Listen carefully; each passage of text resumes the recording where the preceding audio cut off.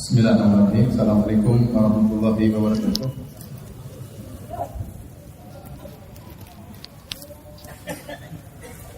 Innal hamdalillah nahmaduhu wa nasta'inuhu wa nastahdihi wa natubu ilaihi wa na'udzu billahi min shururi anfusina wa sayyiati a'malina. May yahdihillahu fala mudilla lahu wa may yudlil fala hadiyalah. Wa asyhadu an la ilaha illallah wahdahu la syarikalah wa asyhadu anna Muhammadan abduhu wa rasuluhu la nabiyya ba'dah. Ya ayyuhalladzina amanu taqullaha haqqa tuqatih wa la tamutunna illa wa antum muslimun. Fa inna ahsanal kalami kalamullah wa khairal huda huda Muhammadin sallallahu alaihi wasallam. Wa syarrul umuri muhdatsatuha wa kullu muhdatsatin bid'ah wa kullu bid'atin dhalalah wa kullu dhalalatin finnar. Hadirin dan hadirat yang dirahmati oleh Allah Subhanahu wa taala, alhamdulillah puji dan syukur kita panjatkan kepada Allah atas segala limpahan karunia yang Allah berikan kepada kita. Salawat dan salam semoga tercurahkan selalu kepada junjungan kita Nabi Muhammad sallallahu alaihi wasallam, juga kepada keluarganya serta seluruh sahabat beliau tanpa terkecuali. Kita melanjutkan pengajian kita sampai pada bab ke-39, hadis nomor 111, babun kitabatul ilm. Bab tentang menulis ilmu. Imam Al-Bukhari berkata, qala haddatsana Ibnu Salam qala akhbarana Waqi' an Sufyan an Mutarrif an Asy-Sya'bi an Abi Juhaifah. Dari Abu Juhaifah qala qultu li Ali, aku bertanya kepada Ali bin Abi Thalib, hal indakum kitabun, wahai Ali, apakah ada catatan di sisi Anda? Qala la illa kitabullah, tidak ada catatan dari Nabi kecuali hanya Al-Qur'anul Karim. Au fahmun u'tiyahu rajulun muslim, atau pemahaman yang diberikan oleh Allah kepada seorang muslim. Au ma fi hadhihi sahifah, atau yang terdapat dalam lembaran-lembaran ini. Qala qultu fama hadhihi sahifah? Apa yang dimaksud dengan lembaran-lembaran tersebut wahai Ali? Qala al-aqlu wa fikakul asir wa la yuqtalu muslimun bikafirin. Dalam lembaran tersebut kata Ali bin Abi Thalib ada tentang masalah diyah, ya, masalah diyah. Al-aql maksudnya diyah, kalau orang membunuh bayarannya berapa, terus aturannya bagaimana, macam-macamnya. Wa fikakul asir, dan juga tentang pembebasan orang yang ditawan, motivasi agar kalau ada orang Islam ditawan maka ditebus, ya, dengan pembayaran dan yang lainnya. Yang ketiga, wala yuqtalu muslimun bikafir, dan seorang muslim tidak boleh dibunuh gara-gara membunuh seorang kafir. Ya, kalau seorang muslim bunuh orang muslim, maka orang muslim ini boleh dibunuh. Tapi kalau orang muslim membunuh orang kafir dalam negara Islam, maka tidak otomatis orang muslim itu dibunuh. Ini pembahasannya panjang lebar dalam Kitabul Jinayat atau Kitabul Diyat, ya. Insyaallah mungkin berapa tahun-tahun lagi nanti ke depannya. Baik. Hadirin dan hadirat yang dirahmati oleh Allah Subhanahu wa taala, ya. Kita masuk pada bab yang baru tentang penulisan ilmu. Di sini Al-Imam Al-Bukhari membawakan hadis dari Ibnu Salam dari Waqi'. Waqi' adalah Ibnu Jarrah Ar-Ru'asi. Al-Hafidz Ibnu Hajar menjelaskan dalam Fathul Bari, Waqi' ini punya guru yang banyak, di antaranya Sufyanain, yaitu Sufyan Ats-Tsauri dan Sufyan Ibnu Uyainah. Sufyan Ats-Tsauri dan Sufyan Ibnu Uyainah sama-sama satu masa, dan mereka berdua adalah gurunya Waqi' Ibnu Jarrah Ar-Ru'asi. Kalau seandainya Waqi' meriwayatkan dari Sufyan tanpa menisbahkan kepada Ibnu Uyainah, maka kata Hafidz Ibnu Hajar berarti Sufyan tersebut Sufyan Ats-Tsauri. Kenapa? Karena Waqi' Ibnu Jarrah Ar-Ru'asi kebanyakan meriwayatkan dari Sufyan Ats-Tsauri. Seandainya yang dimaksud dengan Sufyan di sini adalah Ibnu Uyainah, maka dia pasti menyebutkan Sufyan Ibnu Uyainah. Ini dua-duanya thiqah, Sufyan Ibnu Uyainah atau Sufyan Ats-Tsauri dua-duanya thiqah. Tetapi kebanyakan riwayat yang diriwayatkan oleh Waqi' Ibnu Jarrah Ar-Ru'asi adalah dari Sufyan Ats-Tsauri. Di sini Abu Juhaifah bertanya kepada Ali bin Abi Thalib, apakah ada kitab spesial di sisimu wahai Ali? Kenapa? Karena sebagian orang Syiah mengatakan bahwasanya ada kitab spesial yang Nabi titipkan kepada Ali bin Abi Thalib. Sampai keyakinan mereka ini meluas sampai zaman sekarang, sehingga mereka meyakini bahwasanya ada Al-Qur'an khusus yang lain dengan Al-Qur'annya kaum muslimin secara umum, sebagaimana mereka sebutkan dalam buku-buku mereka, seperti dalam kitab Al-Kahfi, ya. Kata mereka bahwasanya Al-Qur'an yang kami ada pada kami 3 kali lipat lebih besar daripada Al-Qur'an kalian, tidak ada satu huruf pun yang ada pada Al-Qur'an kami yang ada pada kalian. Jadi ayatnya berbeda seluruhnya, 3 kali lipat, ya. Ini semua omong kosong, enggak benar, karena Rasulullah SAW tidak mengkhususkan ayat buat Ali bin Abi Thalib. Seluruh ayat-ayat yang Allah turunkan kepada Nabi untuk umat Islam secara umum. Rasulullah tidak mengkhususkan kepada Ahlul Bait, apalagi mengkhususkan kepada Ali bin Abi Thalib. Oleh karenanya ditanya oleh Abu Juhaifah untuk menekankan, hal indakum kitab, apakah ada catatan khusus dari Nabi kepada engkau hai Ali? Jawabannya tidak ada kecuali Al-Quran. Berarti tidak ada hadis khusus buat Ali, nggak ada. Perhatikan ya. Karena sebagian orang Syiah mengatakan kita punya jalur khusus, ya. Kita punya periwayatan apa? Khusus. Tidak. Islam untuk semuanya. Rasulullah SAW menyebarkan Al-Quran dan hadis-hadis Nabi SAW secara umum disebarkan kepada seluruh kaum muslimin. Bukan Islam hanya untuk Ahlul Bait. Itu tidak benar. Ya, Islam tidak. Oleh karenanya Nabi mengirim para dai. Contohnya Mu'adz bin Jabal. Nabi kirim ke negeri Yaman untuk berdakwah dan dia bukan Ahlul Bait. Nabi juga mengirim misalnya Abu Musa al-Asy'ari ke negeri Yaman dan dia juga bukan Ahlul Bait dan murid-murid Nabi kebanyakannya bukan Ahlul Bait. Maka tidak benar perkataan orang Syiah bahwasanya ada hadis-hadis khusus ya, bahwasanya kalau belajar agama harus lewat jalur Ahlul Bait, itu enggak benar. Kalau seandainya harus lewat jalur Ahlul Bait, kenapa Nabi mengirim Mu'adz bin Jabal ke negeri Yaman? Ya, itu bukan Ahlul Bait. Dan mereka mengatakan dengan logika mereka bahwasanya Ahlul Bait namanya keluarga lebih ngerti tentang Nabi SAW. Kita bilang iya, secara umum demikian. Kalau begitu secara logika harusnya yang paling ngerti tentang Nabi adalah Aisyah. Iya atau tidak? Saya tanya sama antum, yang paling ngerti tentang antum, istri antum apa anak antum? Hah? Ya, jujur saja, jangan takut-takut. Yang paling ngerti tentang antum, istri antum, atau bapak antum, atau adik antum, atau anak antum, yang paling ngerti tentang antum siapa? Istri. Maka kalau kita menggunakan logika orang Syiah, maka kita katakan harusnya yang paling ngerti tentang Nabi adalah siapa? Istri-istri Nabi. Di antaranya siapa? Aisyah radhiyallahu anha. Antum wahai orang Syiah malah mengkafirkan Aisyah radhiyallahu taala anha. Kita tahu rumah Nabi tidak sama dengan rumah Aisyah. Fatimah radhiyallahu anha setelah menikah dengan Ali punya rumah sendiri.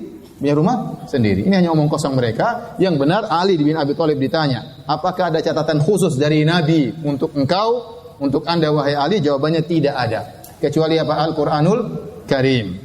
Atau pemahaman yang Allah berikan kepada saya. Namanya pemahaman, ya orang mengambil istimbat, hukum, namun itu bukan catatan.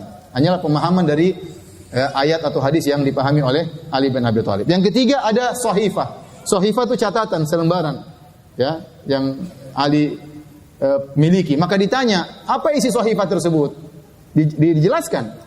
Ya, jangan-jangan nanti ada yang bilang, oh sahifah tersebut, lembaran tersebut dari Nabi khusus, isinya tentang bahwasanya Ali akan menjadi khalifah dan macam-macamnya. Maka Ali jelaskan, isi dari sahifah yang ada pada saya ini, isinya tentang al-aql, tentang diyat. Kalau orang membunuh orang lain, bagaimana diyat yang berapa yang harus dia bayar. Yang kedua masalah fikakul asir, masalah motivasi untuk membebaskan tawanan. Kalau ada orang muslim ditawan di negeri kafir, maka kita dianjurkan untuk membebaskan dia. Dan yang ketiga tentang aturan kalau ada orang muslim membunuh orang kafir, maka tidak otomatis orang muslim tersebut harus diqisas, tidak harus otomatis diqisas. Ini penjelasannya lebih detail nanti pada waktunya, ya. Ada pada waktunya. Maka ini merupakan bantahan yang telak kepada orang-orang Syiah yang menganggap bahwasanya Ali bin Abi Thalib punya hadis-hadis khusus atau bahkan lebih parah lagi punya Al-Qur'an khusus. Ya, ini semuanya adalah kedustaan. Ini semuanya kedustaan. Islam, kita Nabi mengajarkan Islam jangankan kepada Ahlul Bait, kepada yang bukan orang Arab. Contohnya siapa? Bilal bin Rabah, ya. Contohnya kepada siapa? Salman Al-Farisi. Maka tidak benar mengesankan bahwasanya Islam hanya berkutat kepada Ahlul Bait, ini adalah kedustaan. Kita memuliakan Ahlul Bait luar biasa karena Nabi SAW menyuruh kita memuliakan Ahlul Bait, ya, di antaranya istri Nabi SAW, di antaranya anak keturunan Nabi SAW. Tapi kita tidak gulu berlebih-lebihan kemudian menganggap ada jalur khusus dalam belajar Islam, jalur Ahlul Bait itu tidak benar. Baik, kita lanjutkan hadis berikutnya. Hadis nomor 112. Al-Imam Al-Bukhari berkata, Abu Abdullah Al-Bukhari qala haddatsana Abu Nuaim Al-Fadl bin Dukain. Qala haddatsana Syaiban an Yahya an Abi Salamah an Abi Hurairah. Dari Abu Hurairah radhiyallahu anhu, anna Khuza'ata qatalu rajulan min Bani Laits. Di zaman jahiliyah dahulu sebelum Islam, ada seorang dari kabilah Khuza'ah membunuh seorang dari Bani Laits. Perang antara kabilah. Seorang dari Bani Khuza'ah membunuh satu orang dari Bani Laits. Atau sebaliknya. Anna Khuza'ah qatalu rajulan min Bani Laits amma fati Makkah bi qatilin minhum qataluh. Jadi di zaman jahiliyah ada seorang dari Bani Laits pernah membunuh seorang dari Bani Khuza'ah, ya, pernah membunuh Khuza'ah.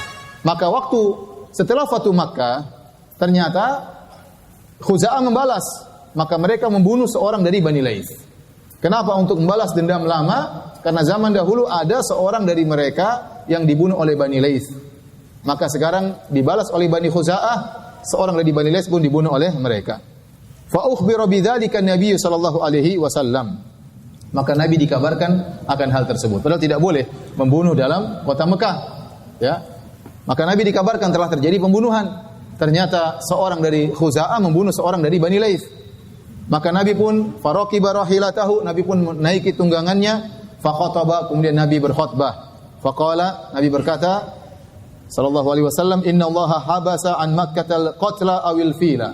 Sungguhnya Allah telah menahan pembunuhan terjadi di kota Mekah, atau Allah telah menahan pasukan bergajah untuk bisa masuk di kota Mekah. Ya, ada ragu sang perawi, apakah Allah melarang pembunuhan, ataukah Allah menahan pasukan bergajah untuk masuk ke kota Mekah. Ceritanya masyhur sebagaimana telah dijelaskan dalam Sirah Nabawiyah, ya, bahwasanya Abraha datang dengan pasukan gajahnya, ada yang mengatakan jumlahnya 8, ada yang mengatakan jumlahnya 12, untuk mencungkil Ka'bah. Jadi dia bawa gajah yang banyak, membawa rantai, niatnya bukan untuk meruntuhkan Ka'bah satu persatu, tapi untuk mencungkil Ka'bah sekaligus.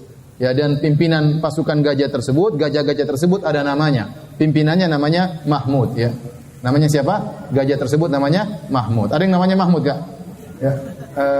Kesamaan nama tidak menunjukkan kesamaan hakikat, ya. Mahmud artinya bagus, ya. Tatkala mereka sudah sampai menuju kota Mekah dekat dengan Ka'bah, tiba-tiba Allah menjadikan Mahmud ini terdiam, dia tidak mau maju.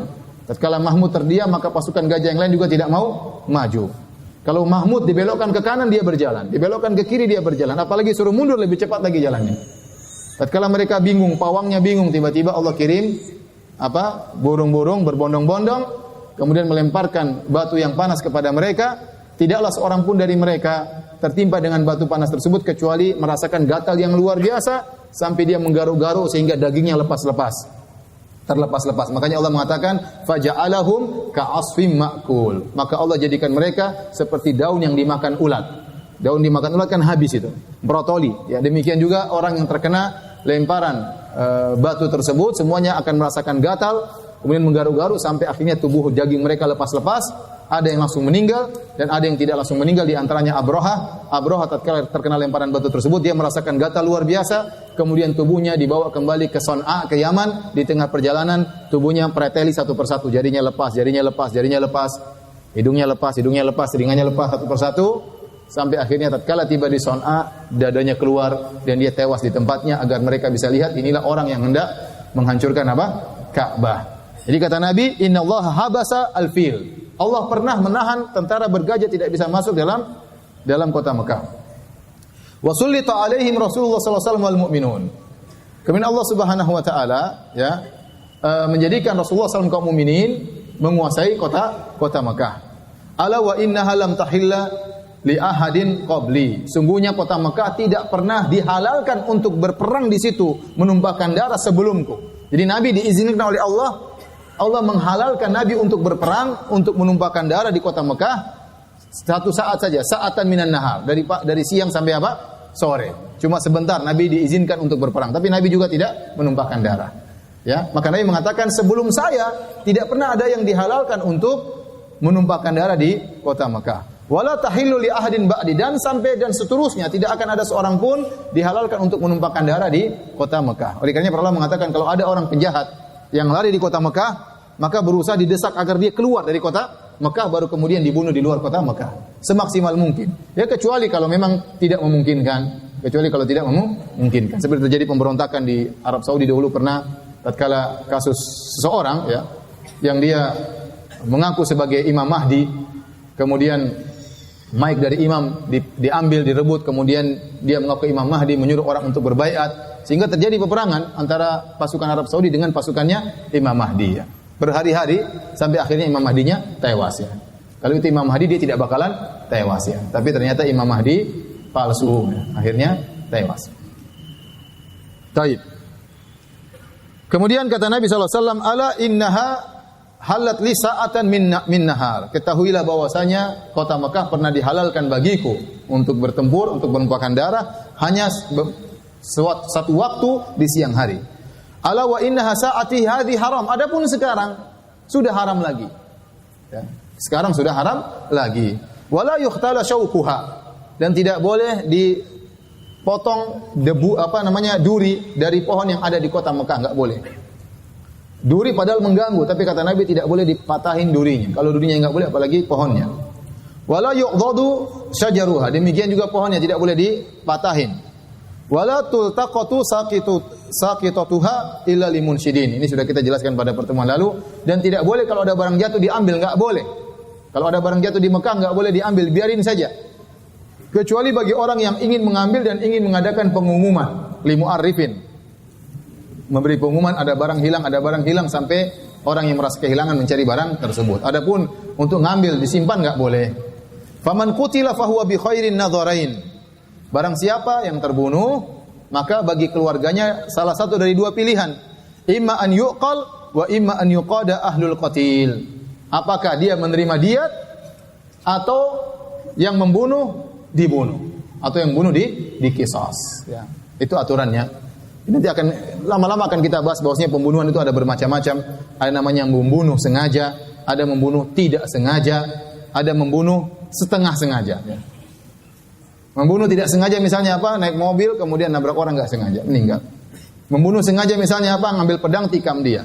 Namanya membunuh sengaja. Membunuh setengah sengaja misalnya apa? Ambil tongkat mukul perutnya tahu-tahu mati. Padahal tongkat biasanya tidak membunuh. Ternyata dia pukul orang itu mati. Itu namanya membunuh setengah apa? Sengaja. Dan ini hukumnya masing-masing ada. Masing-masing ada dibahas dalam buku-buku fikih. Yang ini bunuh sengaja. Maka kalau orang bunuh sengaja dua pilihan. Bayar dia yang keluarga yang terbunuh memilih. Orang yang membunuh dibunuh, diqisas atau tidak diqisas dia minta diat. Minta diat silakan. Kata Nabi silakan dia pilih salah satu di antara keduanya. Faja'a rajulun min ahli Yaman. Maka datang seorang laki dari ahlul Yaman, dari negeri Yaman. Faqala uktub li ya Rasulullah. Ya Rasulullah, tolong tuliskan perkataan Anda tadi. Ya, sahabat pada umumnya mereka tidak menulis karena mereka punya hafalan yang kuat. Tapi orang ini entah kenapa dia minta untuk dituliskan. Maka kata Nabi, uktubu li abi fulan. Tolong tuliskan perkataanku bagi si fulan. Disebut namanya Syah, Abu Syah. Ya, tuliskan uktubu li Abi Syah.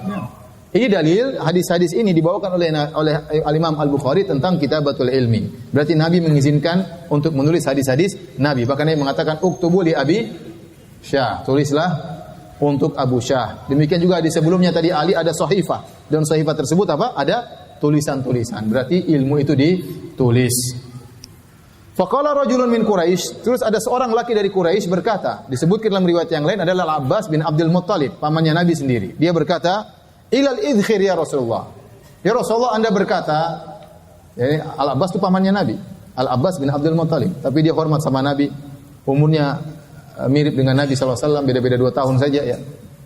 Dan dia memanggil Nabi dengan ya Rasulullah. Dia tidak memanggil wahai ponakanku, tidak. Tapi dia manggil apa? Ya Rasulullah. Dia mengatakan, wahai Rasulullah, Anda mengatakan pohon tidak boleh dicungkil, tidak boleh dipatahin. Ilal idkhir, kalau bisa idkhir boleh ya Rasulullah. Pohon lain enggak boleh, tapi idkhir kalau bisa boleh. Fa inna naj'alu fi buyutina wa quburina. Karena idkhir ini adalah jenis pepohonan yang kita butuhkan untuk bikin rumah, kita pasang di rumah kita dan untuk pengkuburan. Ada sejenis pohon yang digunakan untuk pembangunan rumah dan juga untuk apa? Daun-daunnya digunakan untuk kuburan, untuk menutup kuburan ya. Faqala Nabi SAW, illal idkhir, illal idkhir. Kata Nabi tidak mengapa, semua pohon tidak boleh dicabut kecuali idkhir ya. Hadis ini dijadikan dalil oleh Al-Imam Al-Bukhari tentang bolehnya atau dianjurkannya menulis catatan. Taib. Hadis berikutnya, hadis 113 masih dalam bab Kitabatul Ilm, penulisan ilmu. Al-Imam Al-Bukhari berkata, qala haddatsana Ali bin Abdullah, qala haddatsana Sufyan, qala haddatsana Amr, qala akhbarani Wahab bin Munabbih an akhihi qala. Dari Wahab bin Munabbih dari saudaranya dia berkata, sami'tu Abu Hurairah yaqul. Aku mendengar Abu Hurairah berkata, "Ma min ashabin Nabi sallallahu alaihi wasallam ahadun aktsara haditsan anhu minni illa ma kana min Abdullah bin Amr fa innahu kana yaktub wa la aktub." Tidak ada seorang sahabat pun dari sahabat-sahabat Nabi yang hadisnya lebih banyak daripada hadis-hadisku, kecuali satu orang namanya Abdullah bin Amr bin Al-As radhiyallahu anhuma. Hadisnya lebih banyak daripada hadisku. Kenapa? Innahu kana yaktub wala aktub. Dia dulu menulis, adapun aku tidak menulis. Abu Hurairah hanya menghafal. Abu Hurairah hanya menghafal. Ya. Ini dalil bahwasanya para sahabat juga ada yang menulis hadis-hadis Nabi Shallallahu Alaihi Wasallam. Ini pembahasannya kita penting. Kenapa? Sudah pernah kita bahas sebelumnya. Ya. Jadi sebenarnya pencatatan hadis sudah ada sejak zaman sahabat. Kenapa timbul orang-orang orientalis memberikan keraguan bahwasanya hadis itu baru dicatat 200 tahun setelah wafatnya Nabi. Ya, itu tidak benar. Ya, hadis sudah dicatat sejak zaman sahabat. Ada sahifah ini. Sahifah itu lembaran-lembaran. Kenapa mereka ingin mengatakan kalau dicatat 200 tahun setelah Nabi meninggal, maka kemungkinan salah, kemungkinan ini, kemungkinan macam-macam, sehingga mereka ingin memunculkan keraguan terhadap sumber hukum Islam, yaitu hadis-hadis Nabi. Kita bilang seandainya tidak dicatat juga tidak jadi masalah, karena para sahabat hafalannya kuat. Lihat Abu Hurairah tidak nyatat. Kemudian dulu mereka berpatokan kepada hafalan. Apalagi ternyata sejak zaman Nabi sudah ada pencatatan hadis. Paham? Sudah ada pencatatan hadis. Buktinya tadi Ali bin Abi Thalib punya sahifah. Buktinya tadi Abdullah bin Amr bin Al-As ya, ternyata juga mencatat hadis-hadis Nabi sallallahu alaihi wasallam. Ya. Kenapa beliau mencatat? Disebutkan dalam hadis riwayat Abu Daud dengan sanad yang sahih. Kata Abdullah bin Amr bin Al-As, "Kuntu aktubu kulla syai'in sami'tuhu min Rasulillah sallallahu alaihi wasallam." Aku sejak awal mendengar Nabi berbicara, saya catat selalu. Jadi dia mencatat hadis-hadis Nabi sallallahu alaihi wasallam. Semua yang keluar dari mulut Nabi dia catat sallallahu alaihi wasallam.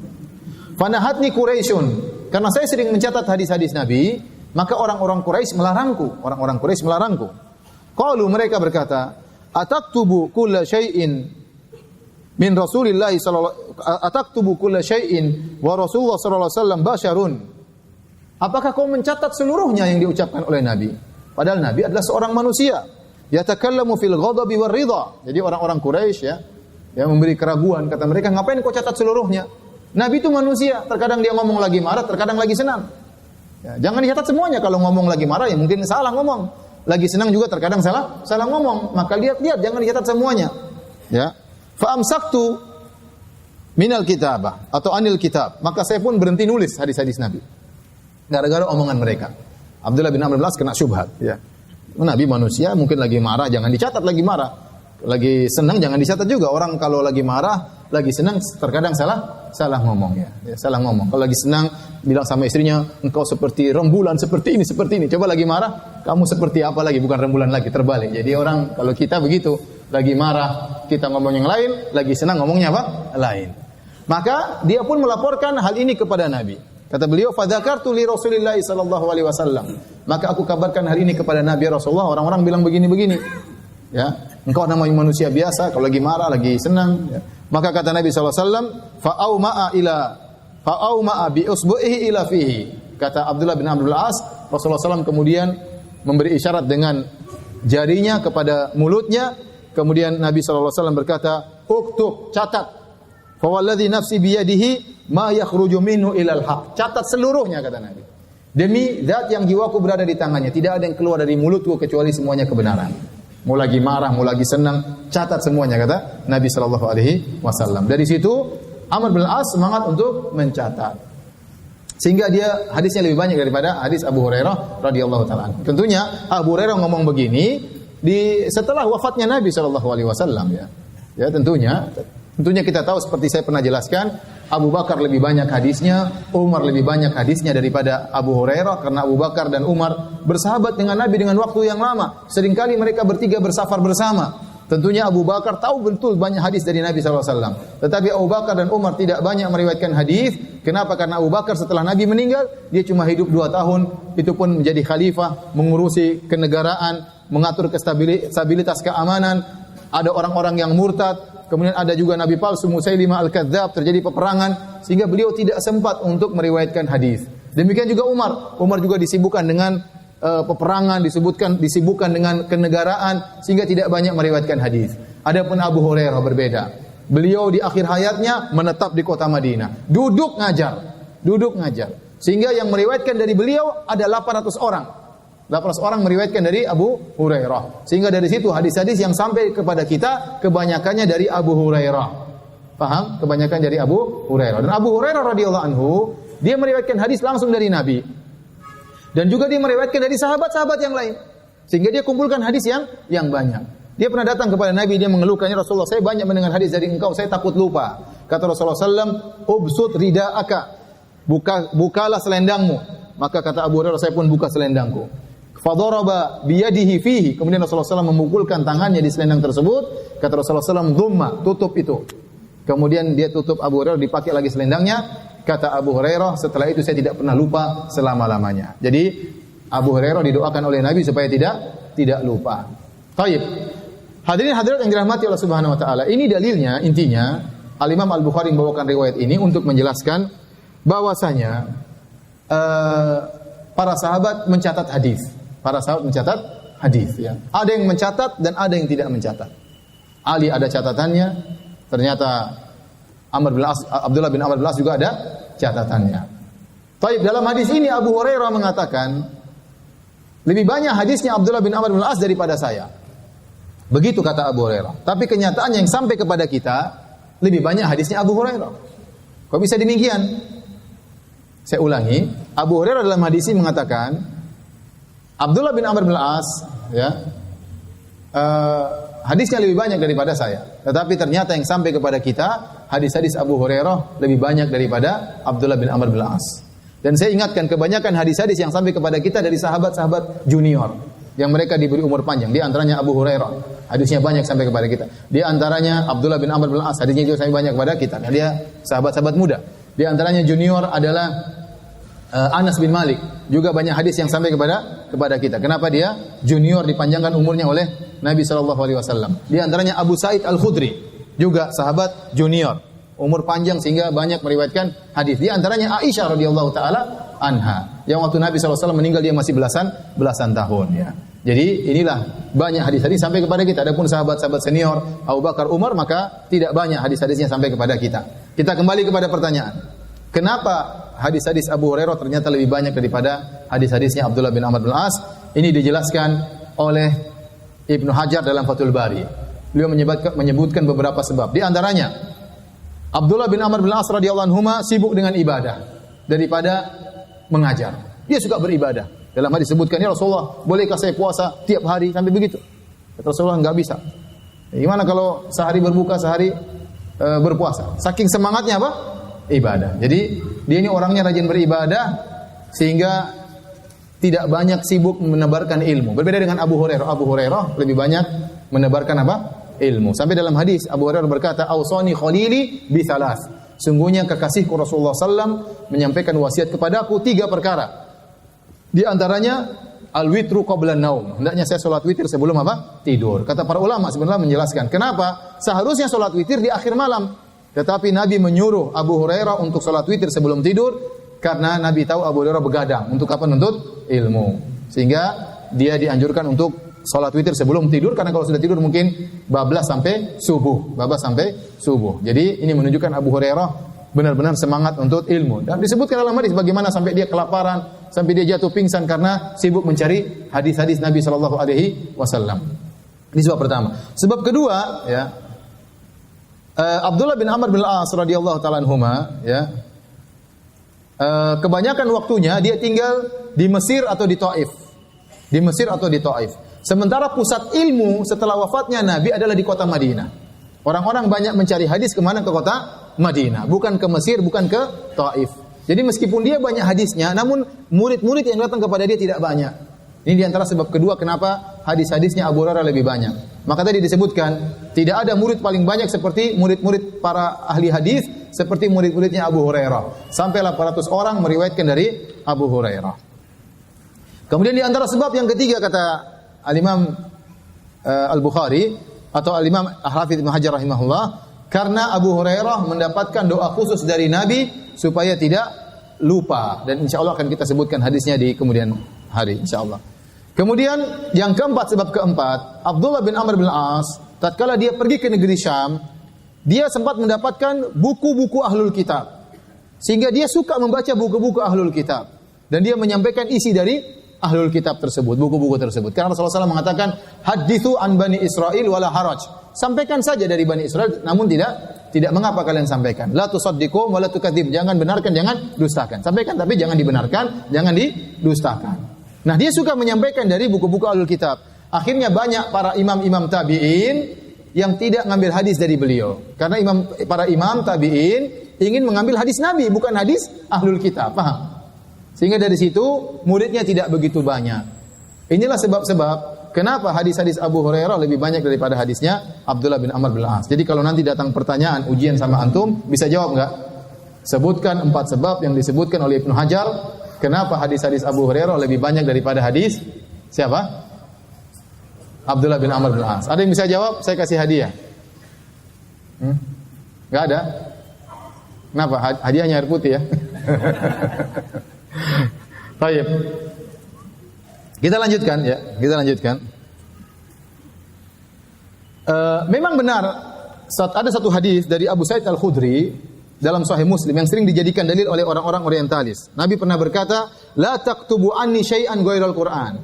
Jangan kalian menulis dariku selain Al-Quran. Selain Al-Quran enggak boleh nulis. Ini dijadikan dalil oleh orang orientalis bahwasanya di zaman Nabi tidak ada penulisan hadis karena Nabi pernah melarang. Ya, ini dijelaskan oleh para ulama. Bukan begitu maksudnya, karena hadis-hadis yang menunjukkan para sahabat nulis hadis sangat banyak. Tadi hadis Ali, hadis Abu Hurairah, hadis Abdullah bin Amr bin As ya. Ya, Rasulullah mengatakan uktubu li Abi Syah, tolong tuliskan bagi Abu Syah, berarti ada penulisan hadis. Terus apa maksud hadis Nabi, hadis Abu Sa'id Al-Khudri? La taktubu anni syai'an ghairal Qur'an. Jangan kalian catat selain Al-Qur'an. Maksudnya kata para ulama bisa jadi hadis ini mansukh, tadinya dilarang akhirnya menjadi mansukh, jadinya boleh karena Nabi menyuruh sahabat untuk mencatat. Atau maksudnya kalau kalian catat Quran, jangan tulis di samping-sampingnya. Jadi kalau kita nyatat Quran, ini Al-Quran catat dari Nabi, jangan tulis tafsirnya kanan kiri ya. Karena nanti orang menyangka itu bagian dari Al-Quran, maka Nabi mengatakan hapus, tulis full Al-Quran saja. Kalau ingin tulis hadis di lembaran yang lain, paham? Maksudnya demikian. Di lembaran yang lain, jangan digabungkan dengan Al-Quranul Karim ya. Baik. Kita lanjutkan hadis berikutnya. Hadis 114.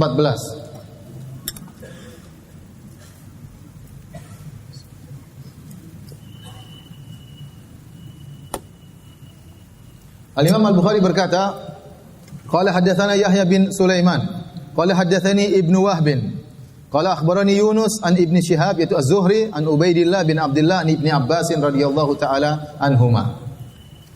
Dari Ibnu Abbas yaitu sepupunya Nabi SAW, anaknya Al-Abbas bin Abdul Muthalib pamannya Nabi, punya anak namanya Ibnu Abbas, sepupu Nabi, tapi jaraknya jauh ya. Nabi seumuran dengan bapaknya, ponakannya Ibnu Abbas jauh lebih muda daripada Nabi.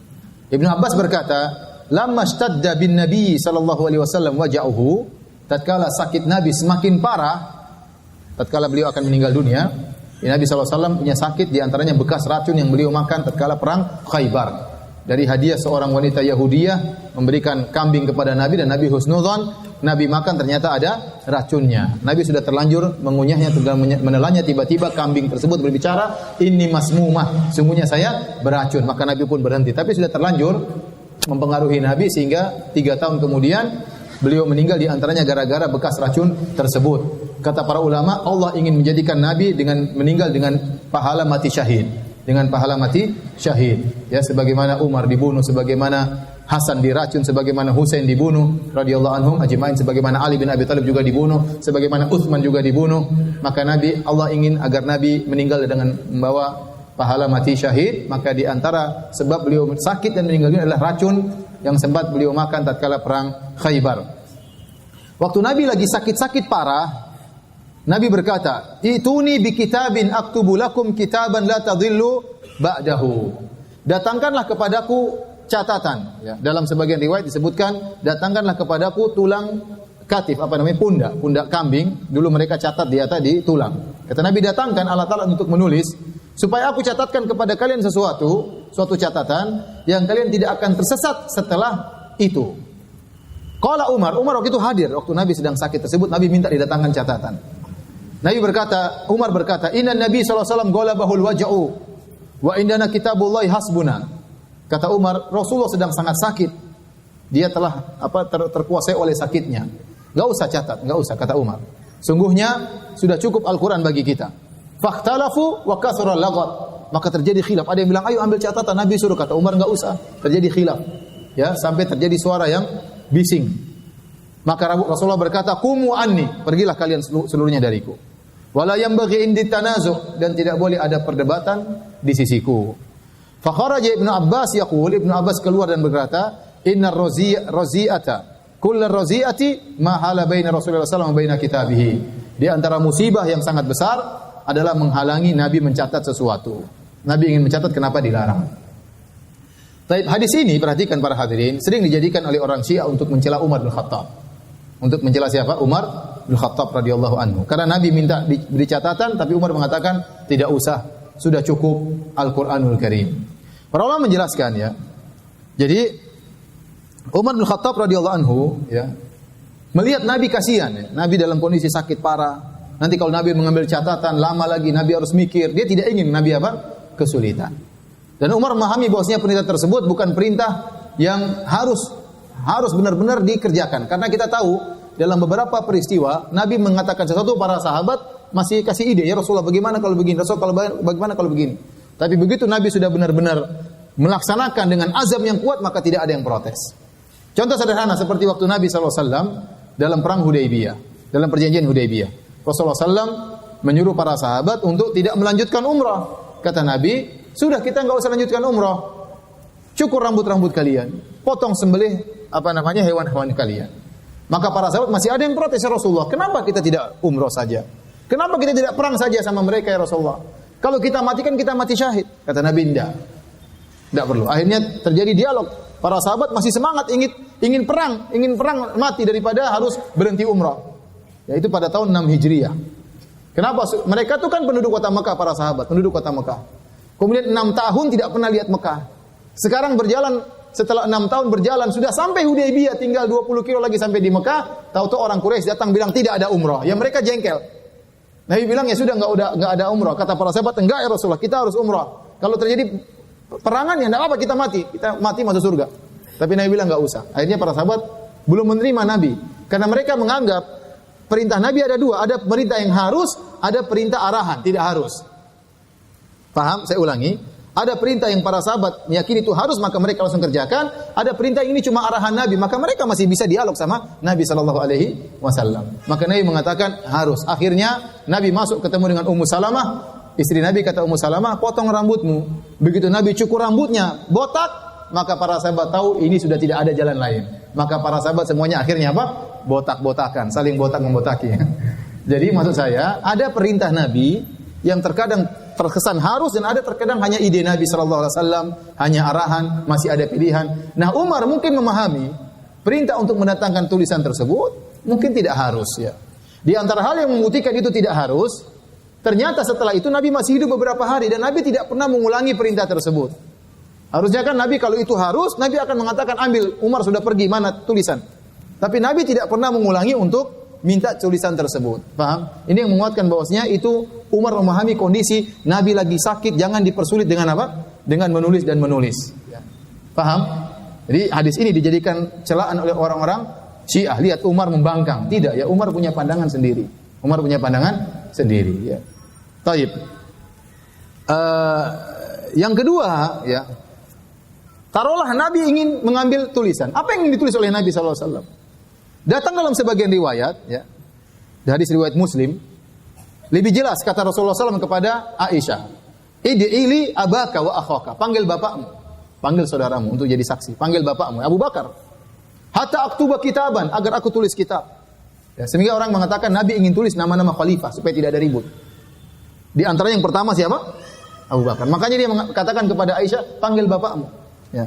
Fa inni akhafu an yatamanna mutamannin wa yaqulu qail. Aku khawatir nanti ada yang berangan-angan, ada yang mengucapkan ucapan wa ya'ballahu wal mu'minuna illa Abu Bakar. Dan Allah dan kaum mukminin tidak ingin kecuali Abu Bakar. Seandainya Nabi tulis tentang nama khalifah, yang pertama dia tulis siapa? Abu Bakar. Makanya Nabi waktu ingin tulis, Nabi suruh panggil Abu Bakar. Tapi Umar bilang enggak usah ya.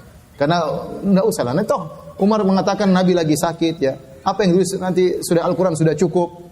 Jadi itu ijtihad Umar, dan Rasulullah SAW ya, setelah itu beberapa hari masih hidup beliau, dan beliau tidak pernah meminta kembali untuk menuliskan kembali. Berarti memang perintah Nabi tidak memang harus ya.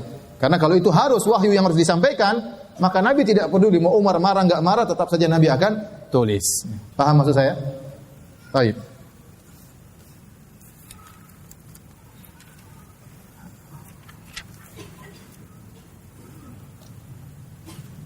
Adapun Ibnu Abbas yang berkomentar dalam hadis tersebut, ya, maka para ulama menyebutkan Ibnu Abbas tidak hadir dalam peristiwa tersebut. Tapi Ibnu Abbas di kemudian hari bercerita kejadiannya. Setelah dia bercerita, dia berkomentar. Dia berkomentar, sungguhnya musibah yang paling besar adalah menghalangi Nabi ingin menulis. Ya, seakan-akan dia tidak setuju dengan ijtihadnya siapa? Umar. Dia tidak setuju. Dan ini, subhanallah, antum lihat di sini ya. Dalam Fathul Bari, ini yang dirojikan oleh Ibnu Hajar. Ibnu Hajar mengatakan yang benar, zahir hadis seakan-akan Ibnu Abbas hadir dalam peristiwa tersebut. Namun yang benar kata Ibnu Hajar, Ibnu Abbas tidak hadir dalam peristiwa tersebut. Dia tidak hadir, tapi dia bercerita tentang kisah tersebut di kemudian hari, kemudian dia berkomentar. Kemudian Ibnu Hajar menyebutkan dalil-dalil akan hal tersebut. Dalam Fathul Bari dia berkata, "Wa jazama Ibnu Taimiyah fi raddi 'ala ar-Rafidhi bima qultuhu." Untuk menguatkan kesimpulan dia, Ibnu Hajar berkata, dan kesimpulan saya ini adalah kesimpulan yang sama disampaikan, dipastikan oleh Ibnu Taimiyah dalam bukunya membantah seorang Syiah, yaitu kitab Minhajus Sunnah Nabawiyah. Ya. Jadi Ibnu Hajar ini menghormati Ibnu Taimiyah. Dalam buku Fathul Bari beberapa dia nukil dari Ibnu Taimiyah. Dia ngerti Ibnu Taimiyah seorang alim. Bahkan tatkala dia merojihkan suatu pendapat, dia untuk menguatkan pendapatnya, dia nukil dari siapa? Ibnu Taimiyah rahimahullahu taala. Makanya waktu ada orang mencela Ibnu Taimiyah, protes kalau Ibnu Taimiyah digelari dengan Syekhul Islam, maka Nasruddin Ad-Dimashqi menulis buku tentang pembelaan terhadap Ibnu Taimiyah. Kemudian dia menukilkan mukaddimahnya dari para ulama dari berbagai mazhab, di antaranya Ibnu Hajar kasih mukaddimah buku tersebut. Kata Ibnu Hajar bahwasanya ketenaran Ibnu Taimiyah seperti matahari, sudah terkenal, orang semua sudah tahu dia. Dan kebaikannya sangat banyak. Kalau dia tidak punya kebaikan cuma satu, yaitu muridnya Ibnu Qayyim sudah cukup. Jadi Ibnu Hajar ingin mengatakan Ibnu Taimiyah itu kebaikan banyak. Di antara sekian kebanyakannya, Ibnu Taimiyah mujahid dan macam-macamnya, dia punya murid satu, namanya siapa? Ibnul Qayyim. Ibnul Qayyim saja ini sudah hebat luar biasa. Kata dia, seandainya Ibnu Taimiyah tidak punya kebaikan kecuali muridnya Ibnul Qayyim, la kafa, maka sudah cukup kehebatan Ibnu Taimiyah. Kemudian datang orang-orang sekarang ingin mencela Ibnu Taimiyah. Maka Ibnu Taimiyah begini. Ibnu Hajar saja mengakui hebatnya Ibnu Taimiyah. Kemudian datang orang bahlul zaman sekarang mencela siapa? Ibnu Taimiyah rahimahullahu taala. Ini saya hanya ingin menyampaikan bahwasanya dalam Fathul Bari beberapa kali Ibnu Hajar menukil dari Ibnu Taimiyah ya, rahimahullahu taala. Baik, kita lanjutkan satu hadis lagi nanti setelah salat Isya. Wabillahi taufik. Assalamualaikum warahmatullahi wabarakatuh.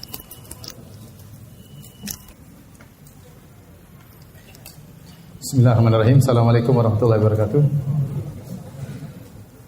Alhamdulillahi ala ihsani wa syukru lahu ala taufiqihi wa amtinani wa asyhadu an la ilaha illallah wahdahu la syarika lahu ta'ziman li sya'ni wa asyhadu anna Muhammadan abduhu wa rasuluhu da'ila ridwani. Allahumma shalli alaihi wa ala alihi wa ashabihi wa ikhwani.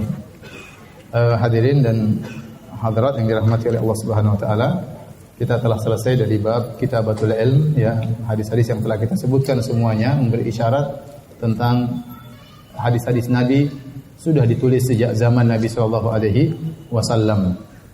Dan Nabi bahkan pernah ingin menulis. Dan ini bantahan telak terhadap orang-orang orientalis yang mereka menggambarkan, mengesankan seakan-akan di zaman Nabi tidak ada penulisan hadis, baru muncul 200 tahun setelahnya untuk menimbulkan keraguan. Namun ini tidak benar.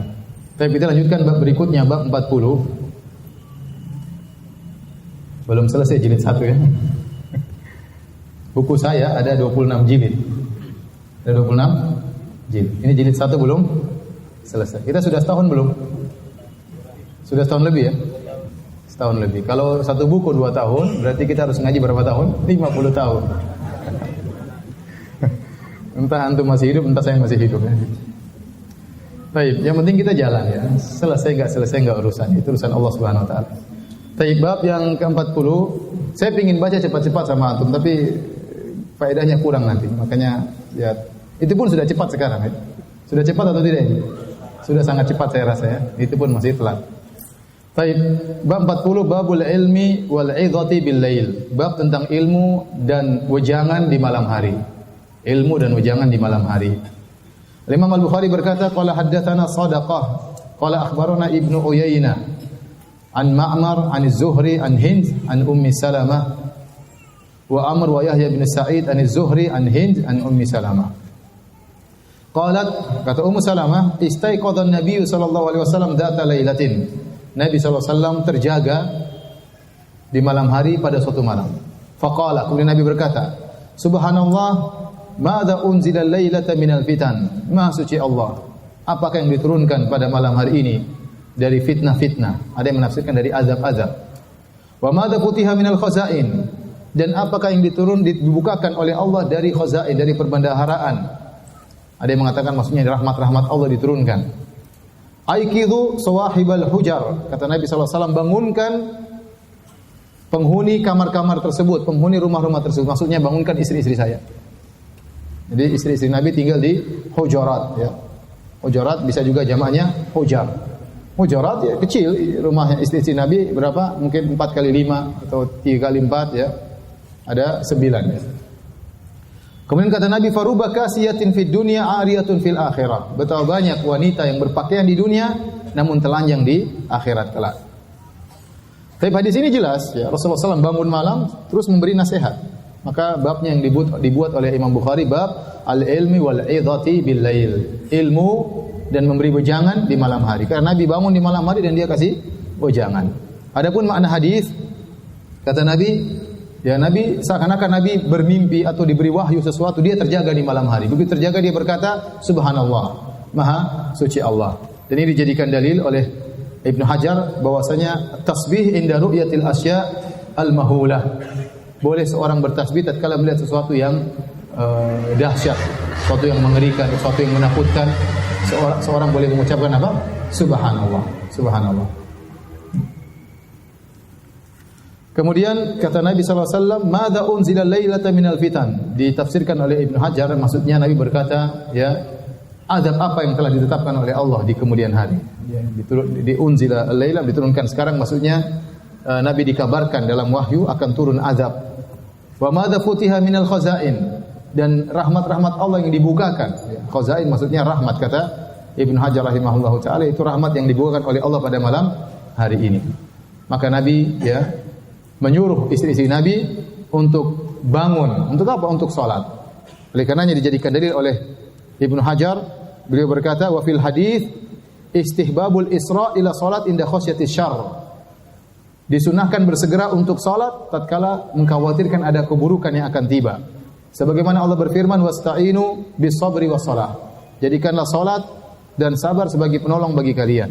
Dalam hadis, kana Nabi sallallahu alaihi wasallam idza hazabahu amrun fazi'a ila salat. Nabi kalau menghadapi sesuatu yang menggelisahkan, beliau langsung salat, ya. Beliau terjaga di malam hari. Ada sesuatu yang beliau takutkan, istri-istrinya sudah dibangunkan. Untuk apa? Untuk salat malam. Ya. Untuk salat malam agar kembali kepada Allah Subhanahu wa taala.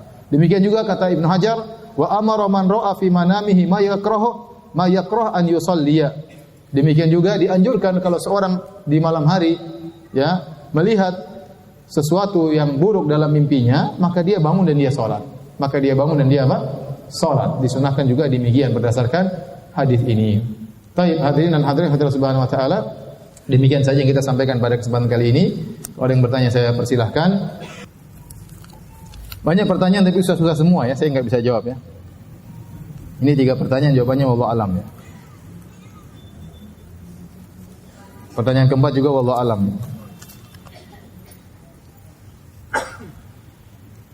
Ustaz Afwan tolong ulangi tentang ambil ilmu yang tidak perlu pakai sanad silsilah. Biasanya itu pemahaman para sebagian habaib, belajar ilmu itu lebih afdol kalau lewat habaib karena jalur nasabnya jelas. Jalur nasabnya jelas, tapi jalur ilmunya belum tentu apa? Jelas ya. Paham?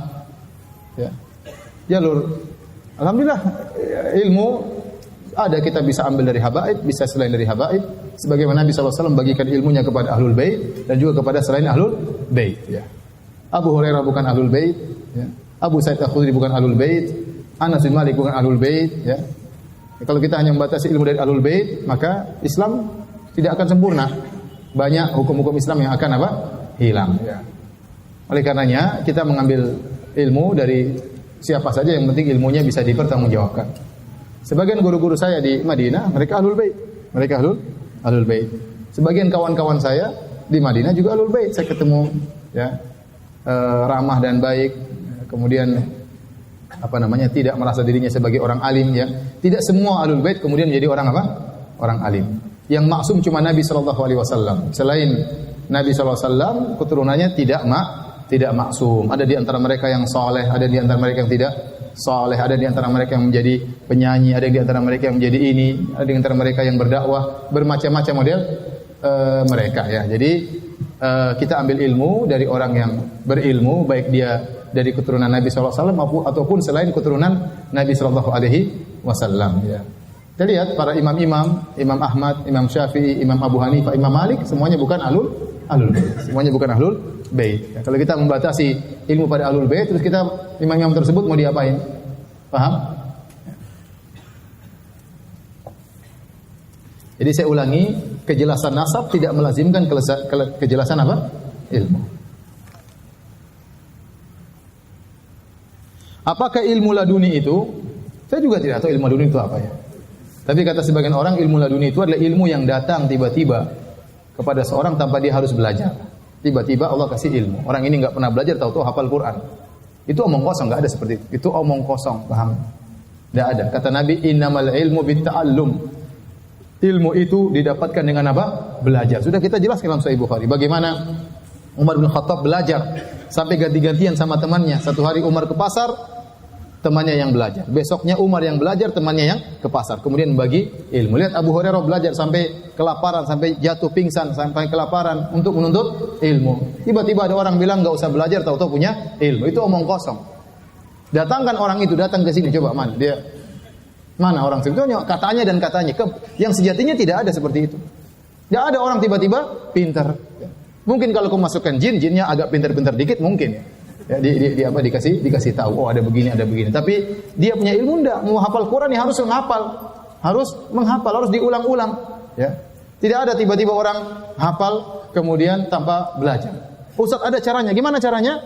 Caranya ambil Quran dibakar, kemudian masukkan air, kemudian diminum. Oh mungkin, tapi ingat jangan sampai kentut. Kalau kentut hilang nanti. Ini omong kosong, enggak ada seperti ilmu harus belajar. Ente datangkan kepada saya orang alim tidak pernah belajar, enggak ada. Mana ada orang alim? Kalau ada ilmu seperti ini enggak perlu buka universitas tentang ilmu agama, ya. Enggak ada yang benar. Yang dapat ilmu laduni langsung itu adalah para nabi. Langsung para nabi. Mereka langsung dapat. Oleh karenanya pendapat yang dirojikan oleh Ibnu Katsir dan juga Ibnu Hajar Al-Asqalani bahwasanya Khadir itu adalah nabi. Ya. Kata Allah wa 'allamnahu min ladunna ilma. Kami ajarkan kepada Khadir dari kami sebuah apa? Ilmu, ya, ilmu. Makanya waktu Musa bertemu dengan Khadir, Khadir berkata, "Ya Musa, innaka ala ilmin 'allamakallah la a'lamuhu ana, wa ana ala ilmin 'allamani Allah la ta'lamuhu anta." Wahai Musa, kau punya ilmu yang Allah ajarkan kepadamu yang aku tidak tahu, dan aku punya ilmu yang Allah ajarkan kepadaku dan kau tidak tahu. Jadi para nabi yang diberikan apa? Ilmu, tiba-tiba pintar, tiba-tiba punya ilmu karena memang tidak perlu belajar. Para nabi langsung diajari oleh para malaikat, diajar oleh Allah Subhanahu wa taala, dapat wahyu langsung. Mengapa Syiah muncul? Kapan mulai muncul? Syiah muncul di awal-awal di zaman Ali bin Abi Thalib sudah mulai muncul, tapi belum sampai seperti model sekarang. Kemudian berkembang, akhirnya semakin menyimpang akidahnya, semakin menyimpang sebagaimana sudah dijelaskan oleh para ulama ya. Dahulu asalnya muncul karena politik ya, kemudian berkembang sampai lebih rusak dan lebih rusak. Benarkah pada zaman Nabi tidak dibukukan Al-Quran? Benar, karena Al-Quran tidak bisa dibukukan di zaman Nabi. Pertama, Al-Quran belum selesai. Kapan Al-Quran selesai? Kecuali setelah Nabi meninggal dunia. Karena Nabi selama masih hidup, Al-Quran terus apa? Turun. Kalau dibukukan bagaimana? Nanti ada perubahan lagi, capek. Jadi enggak usah dibukukan. Hanya dikumpulkan dalam selembaran-sembaran, nanti dikumpulkan belakangan. Ini yang pertama ya. Jadi Al-Quran memang belum selesai. Kemudian bisa jadi terjadi nasikh dan mansukh. Bagaimana mau dibuka tiba-tiba disuruh hapus? Bukankah Al-Quran ada nasikh dan mansukh? Ada. Manansakh min ayatin. Tidak ada ayat yang kami nasahkan. Berarti ada nasikh dan mansukh dalam Al-Quran. Sehingga tidak mungkin dibukukan kecuali setelah Nabi meninggal dunia. Ya. Itu sebabnya tidak dibukukan. Setelah itu, para sahabat ada yang kasih ide untuk membukukan Al-Quran. Waktu ada ide untuk membukukan Al-Quran, Abu Bakar takut. Bagaimana saya melakukan sesuatu yang tidak dilakukan oleh Nabi? Ada ketakutan, padahal ini bukan bid'ah, bukan. Hanya sekedar sarana, bukan ritual. Membukukan Al-Quran adalah sarana untuk bisa memahami Al-Quran. Sarana ini pun Abu Bakar takut. Ini sekarang orang gampang-gampang bikin ibadah Nabi tidak bikin, tidak ada masalah. Bikin saja. Ini saja Al-Quran dibukukan dan itu bukan ibadah. Itu hanya sarana untuk apa? Beribadah. Itu pun Abu Bakar takut untuk membukukan. Sampai akhirnya di zaman Utsman Allah lapangkan dadanya, kemudian baru membukukan apa? Al-Quran. Jadi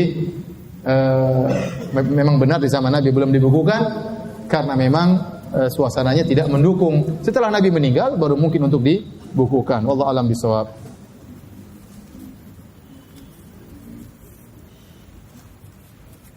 Bolehkah berhutang biaya pondok atau pendidikan anak di pondok-pondok sunnah? Karena biaya di pondok-pondok sunnah sangat mahal. Tolong sampaikan ke ustaz-ustaz pembimbing di pondok agar tidak mahal-mahal. Aduh. Sebenarnya ikhwan ya ini kita sampaikan kepada para pemilik pondok ya. Kalau bisa menekan harga pondok jangan terlalu mahal. Seakan-akan belajar sunnah itu mahal. Tapi kalau kita bicara kenyataan, banyak pondok-pondok tersebut yang dibangun tanpa biaya. Artinya tanpa ada sebagian dari biaya masyarakat. Kemudian setelah itu yang ngaji sunnah semakin banyak sehingga menerima kelas semakin banyak. Artinya mereka harus bangun dan harus membangun. Dan mereka harus bangun butuh biaya. Akhirnya yang dibebankan kepada orang-orang yang mendaftar, biaya masuk sekian, jadi membengkak. Kemudian ustaz-ustaz tersebut juga harus ya berusaha untuk makmur ya. Kalau ustaznya ternyata miskin, nanti ngajarnya juga ngawur ya. Jadi maksudnya mungkin dia memikirkan kemakmuran ustaz, akhirnya dinaikkan. Ini kenyataan yang ada, tapi kita bilang kalau ada para donatur yang berkumpul kemudian membangun pondok sehingga minimal orang masuk tidak terbebani dengan uang gedung, itu sudah sangat meringankan ya. Saya juga berpikir ke arah sana, tapi qadarullah ini sudah saya pikirkan sejak bertahun-tahun, tapi qadarullah belum bisa terlaksanakan ya, belum bisa terlaksanakan. Semoga dimudahkan oleh Allah di kemudian hari.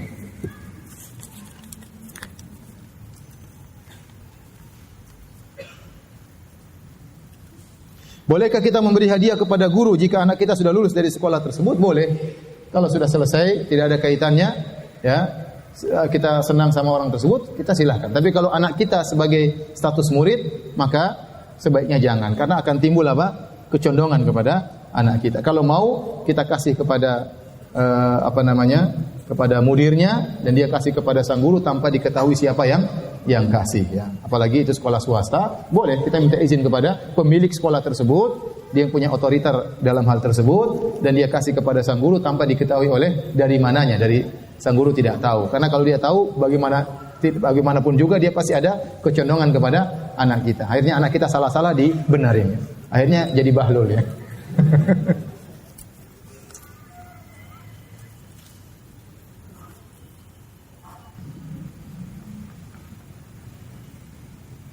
Saya kerja di Kuningan, jauh ke Sunter. Sampai di sini jamaah maghrib sudah selesai. Saya sholat maghrib gelombang kedua. Tapi ingin saya tanyakan, saya tidak khusyuk sholatnya. Dikarenakan imam sholat maghrib lama, panjang bacaannya. Kalau imamnya panjang, jangan salahkan imamnya. Ya. Tapi maksud saya, nanti kalau lain kali, ya, misalnya ini umum ya. Jadi kalau ada yang kita sudah mulai pengajian, tolong yang masbuk, ya, jangan lama-lama bacaannya. Karena jemaah mungkin gelisah ingin segera ikut pengajian. Kalau kita nunggu, kelamaan juga ini materi panjang ya. Jadi saya juga nunggu juga bagaimana, saya tidak tunggu juga bagaimana, serba salah.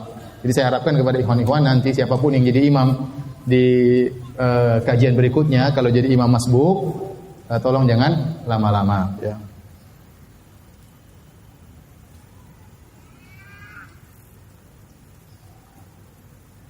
Saya dosa apa tidak? Gara-gara tidak khusyuk? Enggak lah. Ya, tapi jangan jengkel sama imam ya. Baik, demikian saja kajian kita para hadirin hadirat. Insyaallah kita lanjutkan Selasa pekan depan dengan izin Allah Subhanahu wa taala. Kita buka kafaratul majelis. Subhanakallah bihamdik asyhadu an la ilaha illa anta astaghfiruka wa atubu ilaik. Wa akhiru da'wana alhamdulillahil alamin. Assalamualaikum warahmatullahi wabarakatuh.